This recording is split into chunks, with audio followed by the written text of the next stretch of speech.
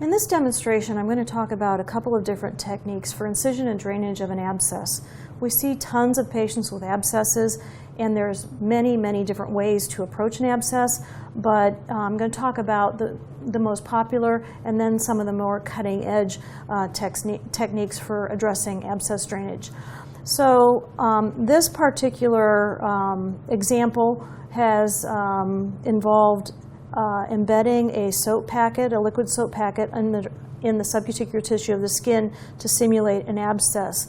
And based on my palpation, I think that this abscess is about that location, and its maximal point of fluctuance is approximately right there. Probably the most common technique for incision and drainage of an abscess is the stab and pack technique. There's two major issues that often occur with incision and drainage of abscess that can be avoided. Number one is inadequate analgesia.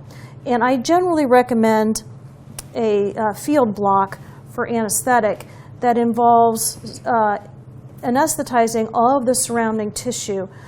Trying to inject lidocaine or topical anesthetic into the abscess itself generally does not provide adequate analgesia. So you want to make sure that you get a good field block. And I'm going to demonstrate a field block using some blue solution that I've colored so that you can see the tracking of the anesthetic. So I'm going to make sure that I get all of these wound margins, and I'm going to divide this. I'm going to make a diamond out of it. I'm going to inject here, here, here, and here to make sure that I get adequate analgesia. So I'm going to stay out of the abscess itself. I'm going to tunnel subcuticularly towards my apex, and I'm going to lay down a wheel of anesthetic solution, which in this case is blue food coloring. Again, start at this side. Tunnel subcutaneously, staying out of the abscess, and we're going to lay down that blue food coloring as I withdraw. Same thing on this side. Stay out of the abscess, lay down that blue food coloring, which is actually my preferred solution, is a 1-to-1 solution of 2% lidocaine and 0.5% marcaine. So I've done a field block, I've laid down my anesthetic all the way around, and I'm going to give that probably 10 to 15 minutes to set up and get nice and numb. Now, the second biggest issue that I often see in young providers incising and draining abscesses is that they'll make a stab incision and then fail to complete the incision. So you want to cross at least 2/3 of the distance of this abscess in order to get adequate drainage. So I'm going to make I'm going to identify a line that crosses the middle of the abscess. I'm going to make my stab incision at least 2/3 of the way across it,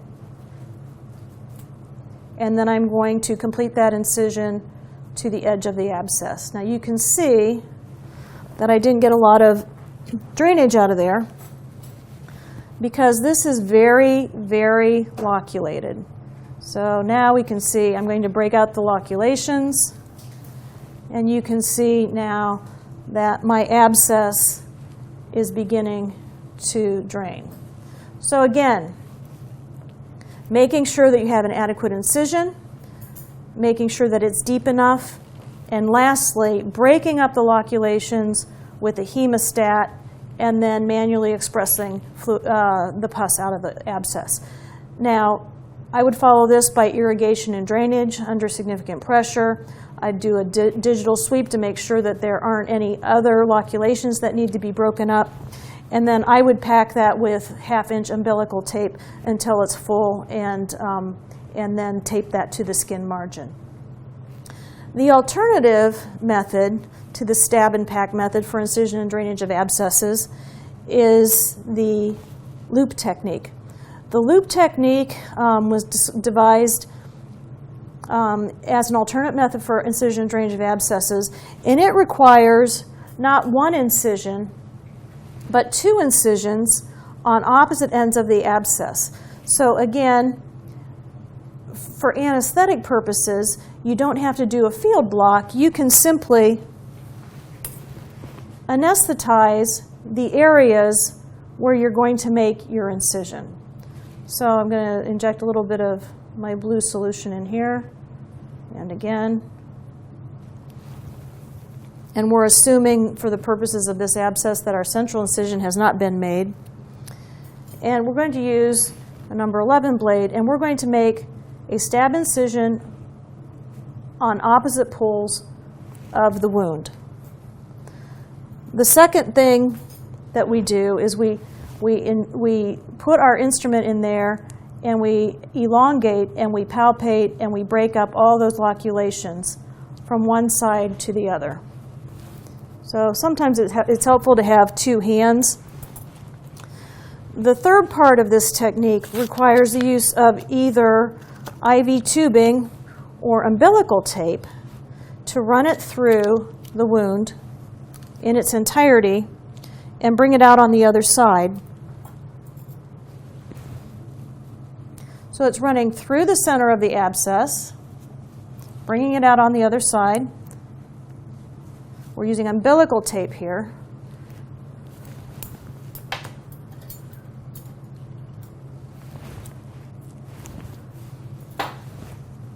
And then we're going to tie the umbilical tape onto the skin, but not tight against the skin, in a loop. So according to the literature, you can send these patients home with this for 3 to 5 days. I usually cut the tails off. And you ask the patient once a day to pull on this loop, keeping the knot on the outside to keep the channels of drainage open. So that's the loop technique using umbilical tape. You can also use IV tubing. The third technique is something called a loop device. It's a commercially available device that basically incorporates all of the procedures that all the techniques we've just talked about for incision and drainage of an abscess. It's basically a very large tapered needle that's attached to a number 10 blade on the back end. And then attached to the flange on the back end is some IV tubing with a length of IV tubing, and at the very end of it, this IV tubing is fenestrated and attached to a standard Lure lock syringe attachment. It also has a closure apparatus on it that I'll demonstrate in just a minute. So this is called the EM device, and it's a loop device technique that's commercially available. I don't have any interest in this company financially, but I do think it helps us to think about incision and drainage of abscess in a new way. So the idea is we don't have any incisions on this wound. We're going to anesthetize the sites of entry and the sites of exit. We're going to enter at 90 degrees. Now, I've loaded this very distally on the body of the needle. They recommend moving it forward a little bit. Okay.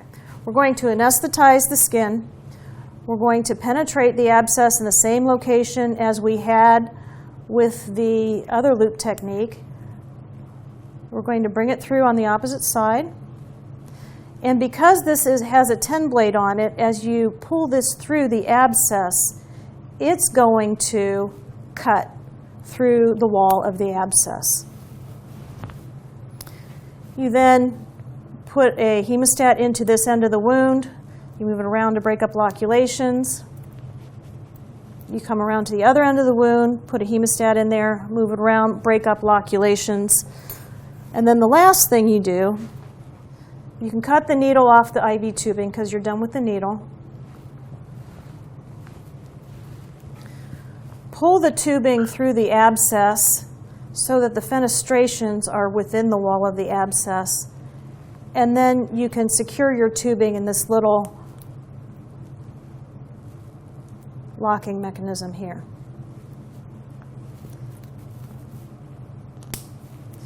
And now I've created a closed loop. The last step is making sure those fenestrations are within the wall of the abscess, attaching the lure lock to the tip of that abscess and irrigating it. And you can irrigate this with 20, 30, 50, a couple hundred cc's.